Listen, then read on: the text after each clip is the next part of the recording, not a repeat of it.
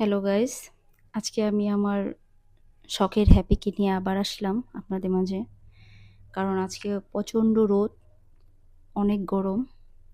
আজকে ও গোসল করবে, পানি দিলেই গোসল করে। আজকে ও গোসল করবে, আমি আপনাদেরকে ওর গোসলটা দেখাবো। এই জন্যই আমি ওকে আপনাদের মাঝে নিয়ে আসলাম। হ্যাপি গোসল করবে? এই নাও, তোমার জন্য ঠান্ডা পানি নিয়ে আসছে। নাও, নাও, নাও, গোসল করে ফেলো।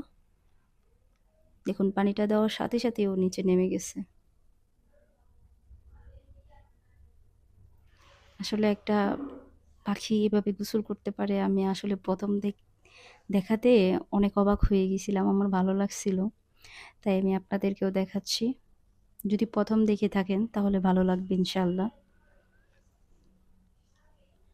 রামু, রামু, গোসল করো। এই তো, একটা পাখি এত সুন্দর করে গোসল করতে পারে, জাস্ট অসাম। ওকে, টাটা, বাই বাই।